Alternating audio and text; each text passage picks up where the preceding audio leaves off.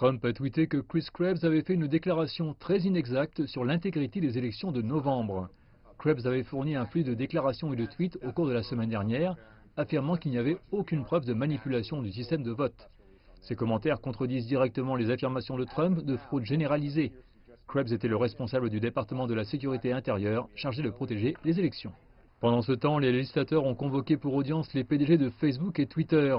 Sur les sites de médias sociaux comme Twitter, en faisant défiler les tweets du président Donald Trump, on rencontre à plusieurs reprises un signe d'avertissement.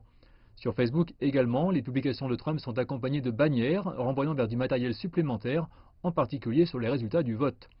Devant le comité judiciaire du Sénat, le PDG de Facebook, Mark Zuckerberg, et le PDG de Twitter, Jack Dorsey, ont été confrontés à une grêle de questions sur les actions de leur entreprise. Pourquoi Twitter met-il de prétendus avertissements sur pratiquement toutes les déclarations sur la fraude électorale?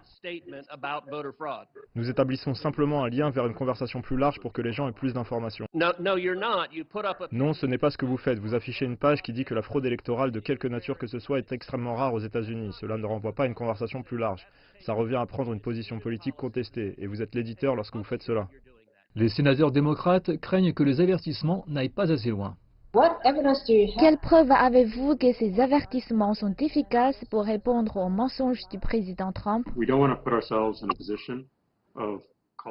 ne voulons pas nous mettre en position de déclencher une élection, ce n'est pas notre travail. Nous orientons donc vers des sources et des piliers qui ont fait ça traditionnellement dans le passé. C'est pourquoi nous avons placé le centre des électeurs bien en évidence sur Facebook et Instagram pendant des mois avant les élections et l'avons maintenu par la suite pour que les gens puissent voir des rapports sur les résultats.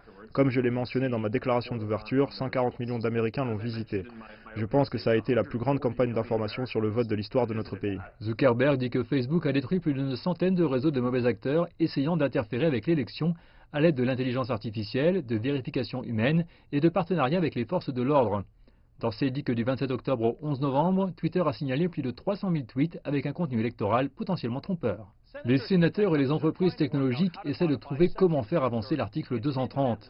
C'est une loi sur Internet qui empêche les entreprises comme Facebook et Twitter d'être responsables des informations publiées sur leur page par d'autres fournisseurs de contenu. Le sénateur républicain Josh Hawley a déclaré avoir obtenu des informations divulguées sur Centra, un programme informatique qui aurait été utilisé par Facebook pour suivre les utilisateurs sur différentes plateformes. Avez-vous un outil qui fait exactement ce que j'ai décrit et que vous pouvez voir ici par-dessus mon épaule? Sénateur, je dis que je ne suis pas familier avec cela. Je serais heureux de faire un suivi et de vous fournir à vous et à votre équipe les informations que vous souhaitez à ce sujet. Mais je suis limité dans ce que je connais et peux partager aujourd'hui. Je suis toujours étonné de voir combien de personnes devant ce comité développent soudainement une amnésie. Zuckerberg s'est engagé à ce qu'un représentant de Facebook participe à une audience du sous-comité de la propriété intellectuelle à la mi-décembre.